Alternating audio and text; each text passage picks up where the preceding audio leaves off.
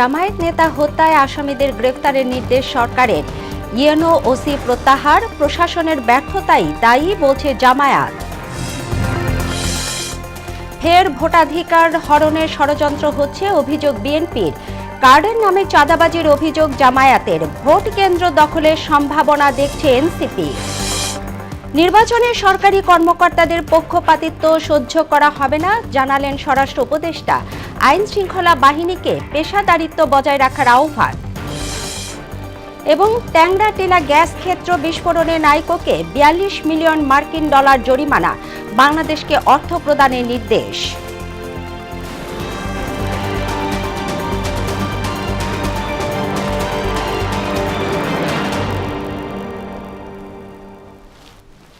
আসসালামু আলাইকুম। মোহনা সংবাদে স্বাগত। শুনছিলেন শিরোনাম, পুরো সংবাদে আপনাদের সাথে আছি তাবশিরা লিজা। জামায়াত নেতা হত্যার ঘটনায় আসামিদের দ্রুত শনাক্ত করে তাদের গ্রেফতারের নির্দেশ দিয়েছে সরকার। বৃহস্পতিবার বিকেলে উপদেষ্টা পরিষদের বৈঠক শেষে রাজধানীর ফরেন সার্ভিস একাডেমিতে ব্রিফিংয়ে এ তথ্য জানিয়েছে প্রধান উপদেষ্টা প্রেস উইং। এদিন কর্মক্ষেত্রে নারী ও শিক্ষা প্রতিষ্ঠানে যৌন হয়রানি নির্যাতন অধ্যাদেশ ২০২৬-এর নীতিগত অনুমোদন করে উপদেষ্টা পরিষদ।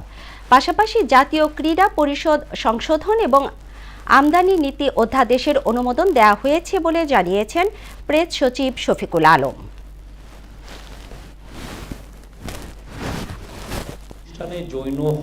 যৌন হয়রানি প্রতিরোধ অধ্যাদেশ ২০২৬-এর এটা আজকে খসড়া এবং চূড়ান্ত অনুমোদনের জন্য ছিল, এটা নীতিগত অনুমোদন হয়েছে। তদন্ত চলমান আছে এবং তারা চেষ্টা করছে ঘটনার ভিডিও ফুটেজ বিশ্লেষণ করে এবং তথ্য প্রমাণ ও সাক্ষ্য প্রমাণের ভিত্তিতে যারা প্রকৃতভাবে দায়ী এই ঘটনার জন্য তাদেরকে চিহ্নিত করা সঠিকভাবে এবং চিহ্নিত করে তাদেরকে গ্রেফতার করে আইনের আওতায় আনা। শেরপুরের ঘটনায় আইন শৃঙ্খলা বাহিনী ও প্রশাসন সময় মতো ব্যবস্থা নিতে ব্যর্থ হয়েছে বলে মনে করছে জামায়াতে ইসলামী। বৃহস্পতিবার দুপুরে দলটির কেন্দ্রীয় কার্যালয়ে এক ব্রিফিংয়ে দায়ীদের দ্রুত আইনের আওতায় এনে দৃষ্টান্তমূলক শাস্তির দাবি জানান সহকারী সেক্রেটারি জেনারেল এহসানুল মাহবুব জুবায়ের। তিনি বলেন, জামায়াতের নারী কর্মীরা ভোট চাইতে গেলে বিভিন্ন জায়গায় হেনস্থার শিকার হচ্ছে। এ ধরনের ঘটনায় প্রতিবাদ জানিয়েছে জামায়াতে ইসলামী। বিভিন্ন জায়গায় এই ধরনের একের পর এক ন্যাক্কারজনক ঘটনা বিএনপির সন্ত্রাসীরা ঘটিয়ে যাচ্ছেন। আমরা একটি সুষ্ঠু, সুন্দর, শান্তিপূর্ণ নির্বাচনের জন্য জাতি আজকে অপেক্ষা করছে, কিন্তু এই পরিবেশকে আজকে বিঘ্নিত করছেন এই সন্ত্রাসীরা যদি এই ধরনের কার্যক্রম তারা অব্যাহত রাখেন, তাহলে আমরা এক দলমত নির্বিশেষে, বিশেষ করে আমরা 11 দলীয় জোটে আমরা যারা আছি, আমরা সবাই জনগণকে সাথে নিয়ে আমরা তাদেরকে প্রতিরোধ করব। শেরপুরে নির্বাচনী ইশতেহার ঘোষণার অনুষ্ঠানে জামায়াত নেতাকে কুপিয়ে হত্যার ঘটনায় ইউএনও ওসিকে প্রত্যাহারের সিদ্ধান্ত নিয়েছে ইসি। বৃহস্পতিবার বিকেলে নির্বাচন ভবনে ব্রিফিংয়ে একথা জানান ইসি সচিব আক্তার আহমেদ। বলেন, ঘটনার তদন্ত প্রতিবেদন পেলেই ব্যবস্থা নেওয়া হবে। বাকিটা জানাচ্ছেন এমআর আসাদ। শেরপুর ৩ আসনে স্থানীয় প্রশাসনের নির্বাচনী ইশতেহার ঘোষণার অনুষ্ঠানে জামায়াত কর্মীকে কুপিয়ে হত্যার বিষয়ে নির্বাচন ভবনে বিশেষ ব্রিফ করেন ইসি সচিব। এ সময় তিনি জানান, এ ঘটনায় প্রত্যাহার করা হয়েছে ইউএনও ওসিকে। ইশতেহার পাঠ করে নির্বাচনী প্রচারণা করবেন, কিন্তু সেখানে একটা দুর্ভাগ্যজনক ঘটনা ঘটেছে এবং তার ধারাবাহিকতায় প্রশাসনিক সিদ্ধান্ত হিসেবে এই মুহূর্তে ইউএনও এবং ওসিকে প্রত্যাহার করার সিদ্ধান্ত নেওয়া হয়েছে। বাকি যে প্রসিডিউরাল অ্যাসপেক্টস সেগুলো নিশ্চিত করা হবে as soon as possible। তদন্ত কমিটির প্রতিবেদন হাতে এলে পরবর্তী সিদ্ধান্ত বিবেচনা করবে কমিশন বলেও জানান তিনি। রিটার্নিং অফিসার এবং অ্যাডজুডিকেশন কমিটি যদি আমাদেরকে বলে যে তাদের সুপারিশ থাকে, তাহলে কমিশন সেটা বিবেচনা করবে। আর স্থানীয়ভাবে যদি এটা নিষ্পত্তি হয়, তাহলে সেটা স্থানীয় হয়ে থাকে। ৮ ফেব্রুয়ারির পর আদালতের রায়ে কেউ প্রার্থীতে ফিরে পেলে ওই আসনে পোস্টাল ব্যালটে তার প্রতীক থাকবে না বলেও উল্লেখ করেন তিনি। ৮ তারিখের পরে, ৮ই ফেব্রুয়ারির পরে যদি কারোর প্রার্থিতা পুনর্বহাল হয়, সেক্ষেত্রে পোস্টাল ব্যালট তাদের ক্ষেত্রে প্রযোজ্য হওয়ার সুযোগ নেই। এমআর আসাদ, মোহনা সংবাদ, ঢাকা। শেরপুরে জামায়াত ও বিএনপি নেতাকর্মীদের মধ্যে দফায় দফায় সংঘর্ষে জামায়াত নেতা রেজাউল করিমের নিহতের ঘটনায় জেলার ঝিনাইগাতি উপজেলায় বিরাজ করছে থমথমে পরিস্থিতি।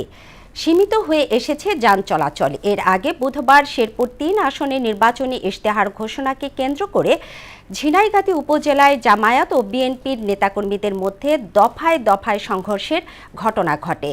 এতে শ্রীবর্দী উপজেলা জামায়াতের সেক্রেটারি রেজাউল করিম নিহত হন।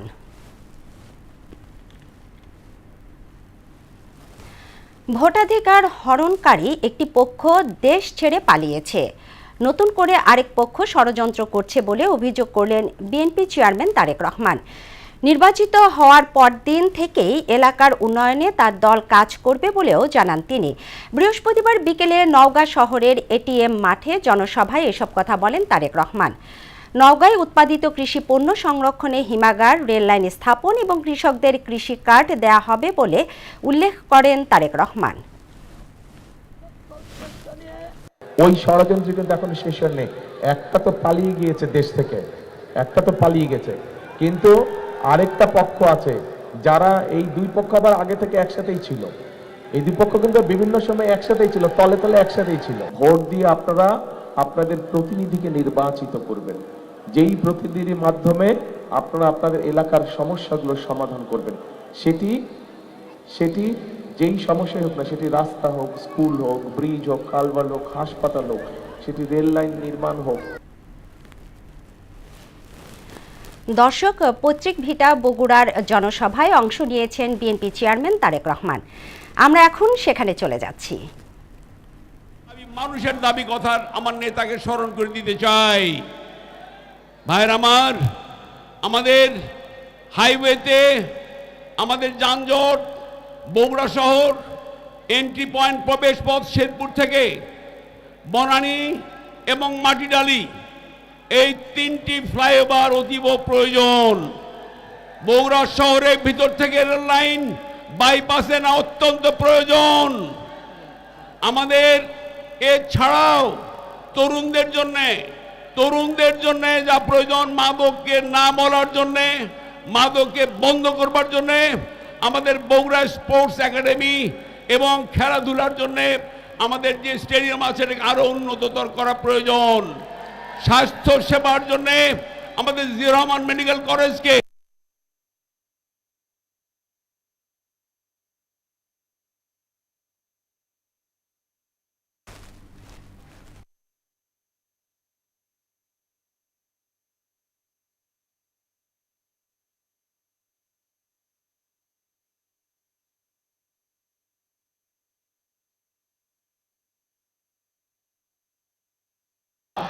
ভাইরা আমার, আজকে শুধু বলতে চাই হাওয়ারপুর থেকে লাভ নাই।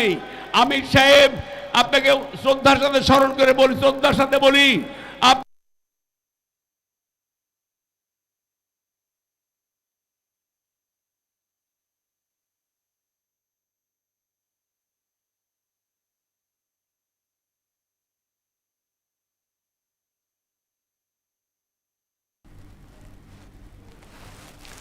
দর্শক, দেখছিলাম বগুড়ার জনসভাটি।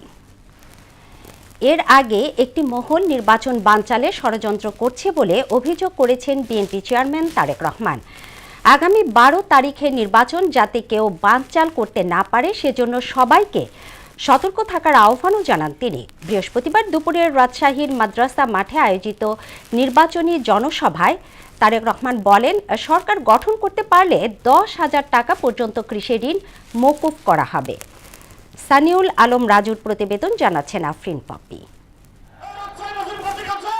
দেশব্যাপী নির্বাচনী প্রচারের অংশ হিসাবে বিএনপি চেয়ারম্যান বৃহস্পতিবার দুপুরে রাজশাহীর ঐতিহাসিক মাদ্রাসা মাঠের জনসভায় যোগ দেন। তার আগমনের অনেক আগেই কানায় কানায় পূর্ণ হয়ে যায় সভাস্থল।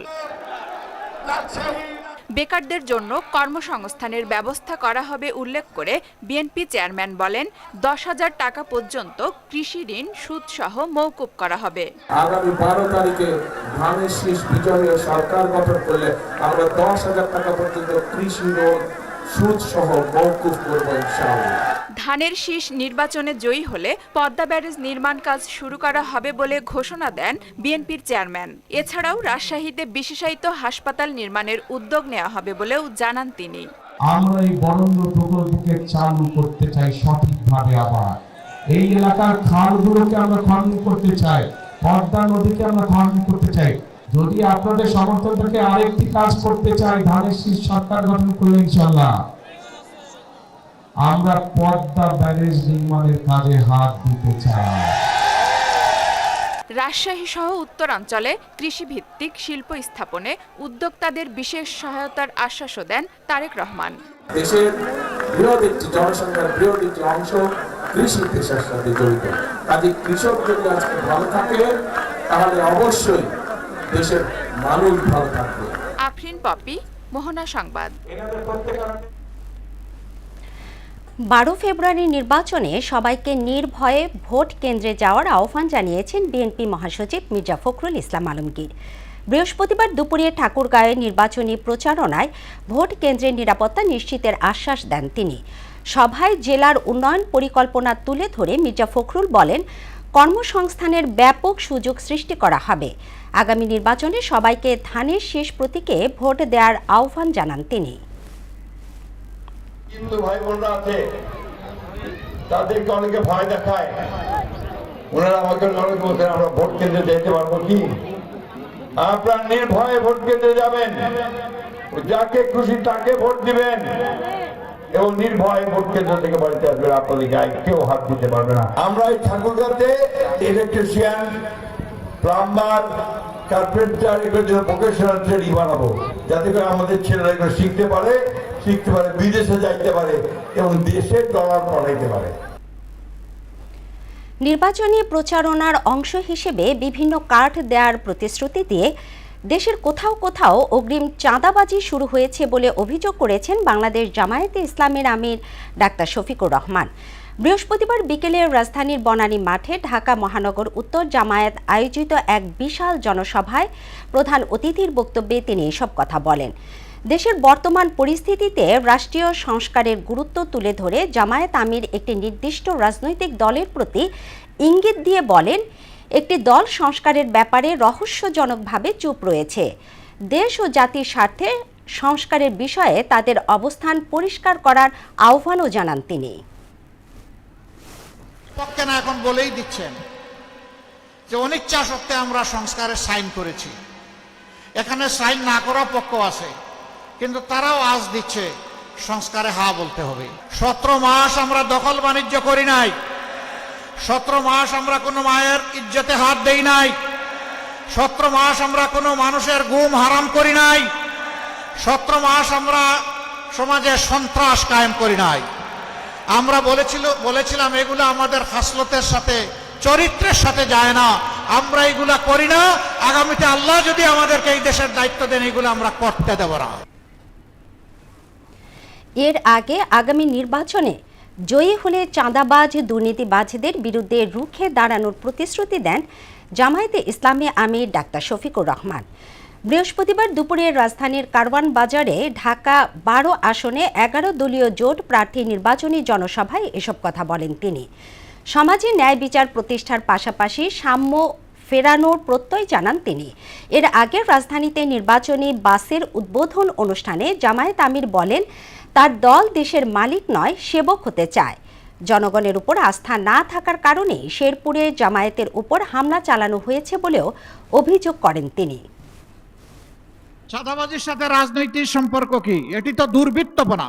রাজনীতি হচ্ছে নীতির রাজা, যা মানুষের হাতে কাজ তুলে দেবে। এই সাথে চাঁদাবাজের কি সম্পর্ক? কিন্তু আমরা জর্জরিত এর জ্বালায়। প্রিয় জনগণ, প্রিয় ব্যবসায়ী বন্ধুগণ, কথা দিচ্ছি, শুধু আইন শৃঙ্খলা বাহিনীর সদস্যদেরকে পাঠাবো না, এই চাঁদাবাজি বন্ধ করার জন্য আমরাও মাঠে নামবো ইনশাআল্লাহ।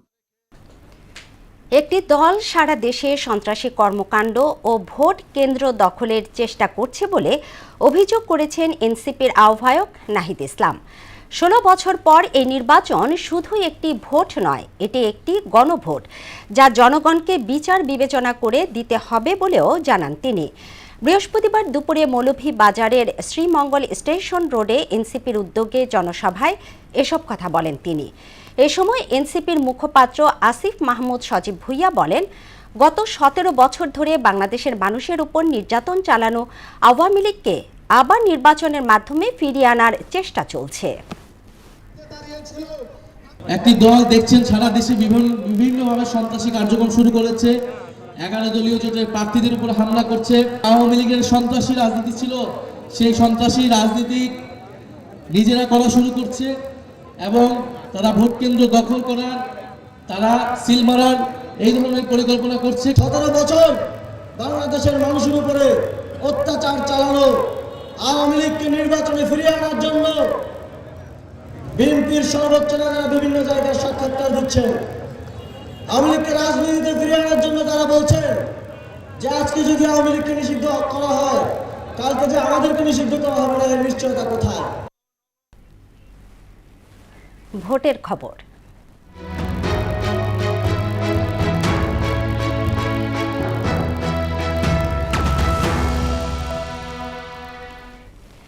জাতীয় নির্বাচন নিয়ে বিশেষ আয়োজন ভোটের মোহনায়।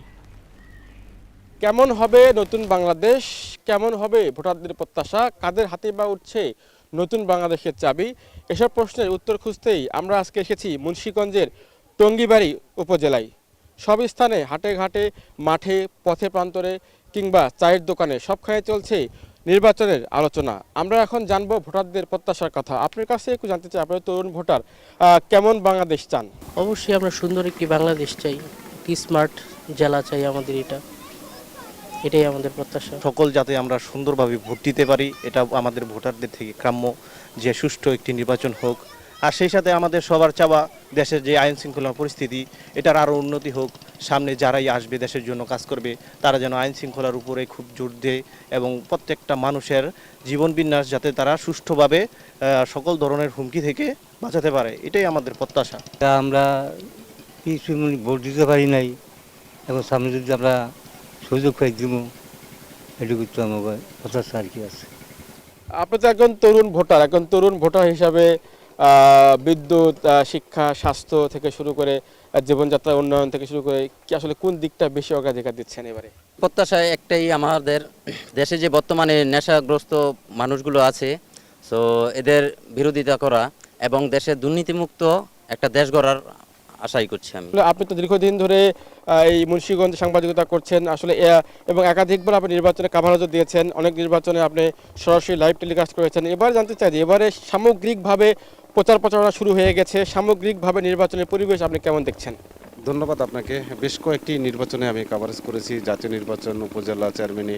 তো এবার নির্বাচনটা একটু ব্যতিক্রম। মুন্সিগঞ্জে 6টি উপজেলার মধ্যে 3টি যে আসন রয়েছে, সেখানে কিন্তু হাড্ডাহাড্ডি লড়াইয়ের মধ্যে 2টা আসনে কিন্তু নির্বাচনের জমজমাট হওয়ার সম্ভাবনা বেশি দেখা যাচ্ছে। যেটা মুন্সিগঞ্জ 1 আসন, সিরাজদি খান লোহজন, আরেকটা হচ্ছে মুন্সিগঞ্জ সদর আর গজারিয়া। সেই নির্বাচনের 2টা আসনে কিন্তু স্বতন্ত্র প্রার্থী রয়েছে, বিএনপি যারা রয়েছেন, জমজমাট একটা পরিস্থিতি রয়েছে। যদি আইনশৃঙ্খলার বিষয়টা বলি, প্রশাসনিকভাবে নির্বাচন রিটার্নিং কর্মকর্তা তারাও কিন্তু সেই বিষয়টা ওরকমভাবে নজর দিচ্ছেন। পাশাপাশি যারা ভোটারদের যদি কথা বলি, পদ্মা মেঘনা ধলেশ্বরী এই এলাকাতে বেশিরভাগ কিন্তু কৃষি জমির উপরে নির্ভরশীল করে, যেটা আলুর উপরে, আলু প্রধান এলাকা দেশ। সেখানে কিন্তু বেশ কয়েকবার আলুতে লোকসানের পরও এই এলাকার যারা ভোটার রয়েছেন তারা চাচ্ছেন যে ন্যায্য মূল্যে আলু বিদেশে রপ্তানির পাশাপাশি যারা খুচরা বাজারে যেন আলু বিক্রি করতে পারে, সেটাও কিন্তু তাদের যারা নির্বাচিত সরকার হবে তাদের কাছে প্রত্যাশা। আরেকটা বিষয় হচ্ছে, এখানকার ভোটার যারা রয়েছেন বেশিরভাগ কিন্তু প্রবাসে থাকে।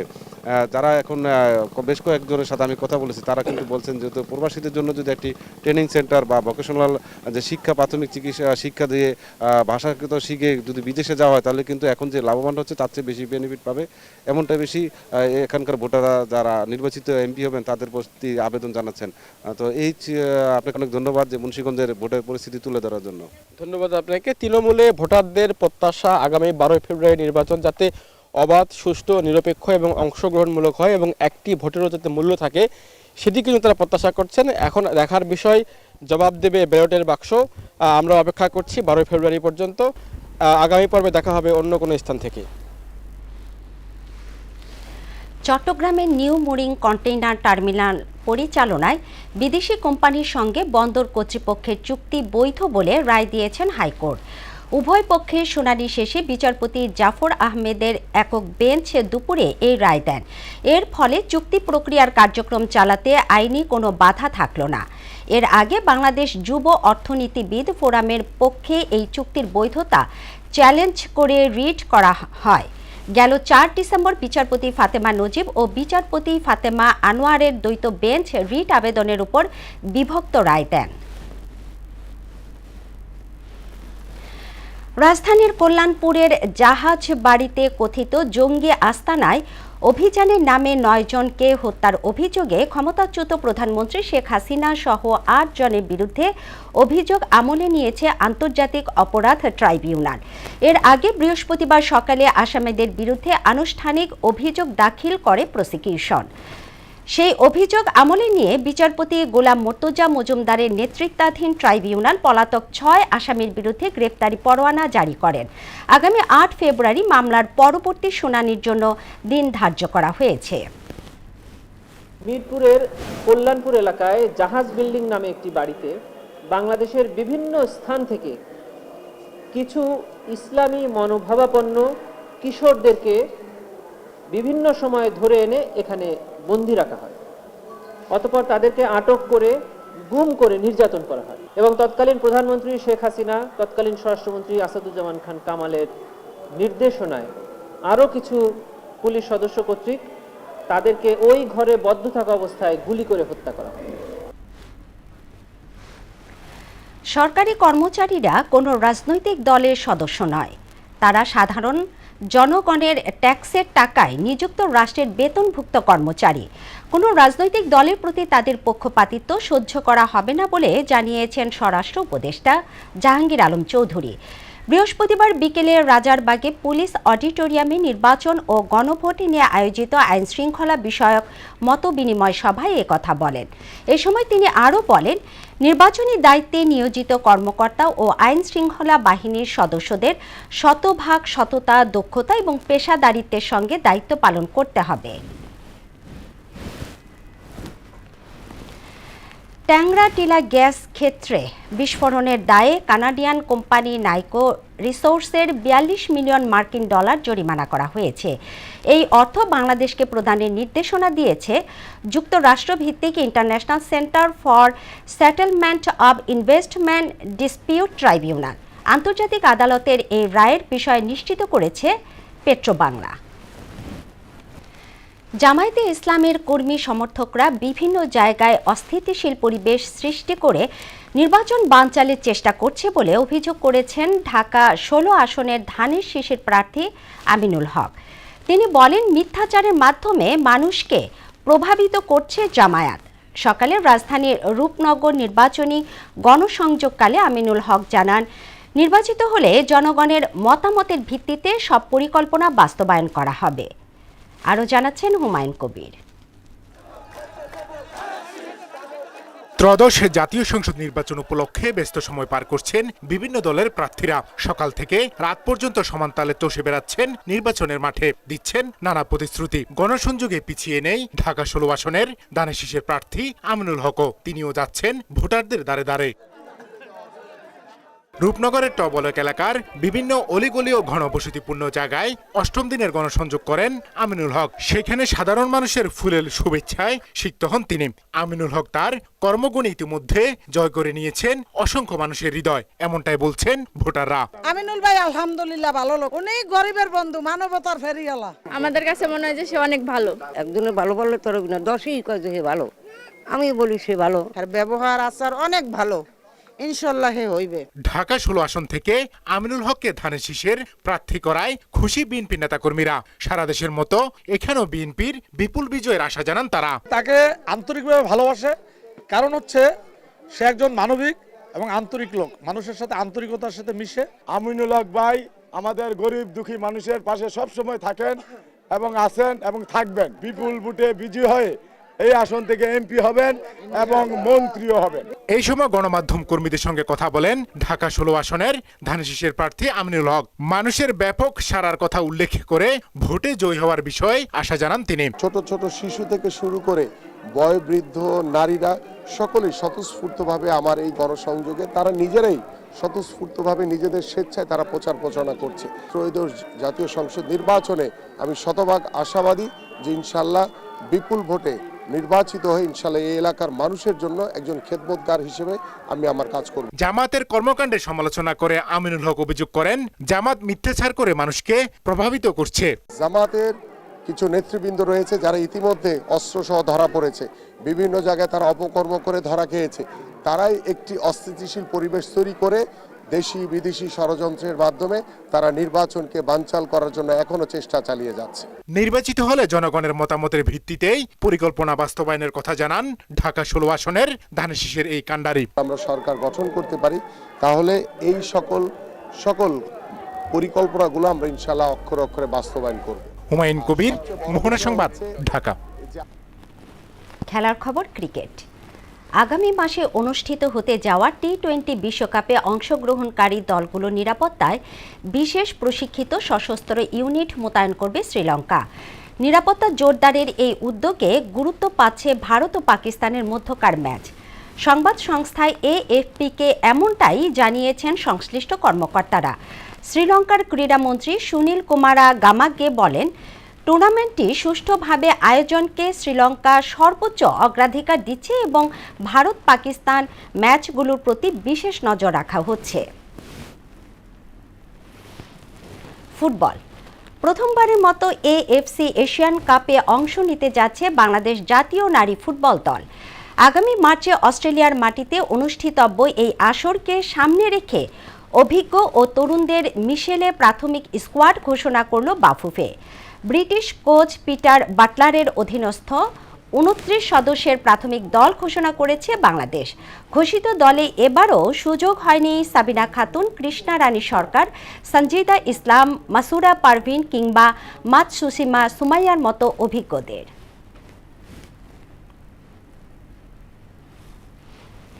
শেষ করছি মোহনা সংবাদ, তবে যাবার আগে শিরোনামগুলো আরও একবার।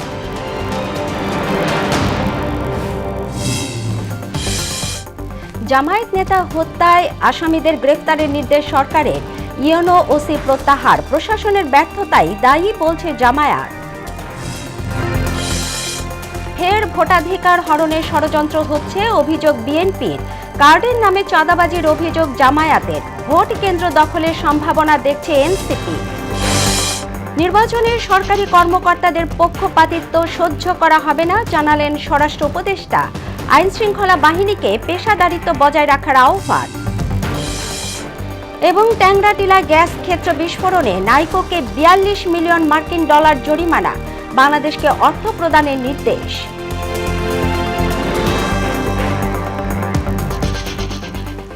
এই ছিল মোহনা সংবাদে। মোহনার সবশেষ খবর জানতে ভিজিট করুন www.mohona.tv। সংবাদ দেখতে পারেন ফেসবুক, ইউটিউবেও। এতক্ষণ সঙ্গে থাকার জন্য ধন্যবাদ সবাইকে।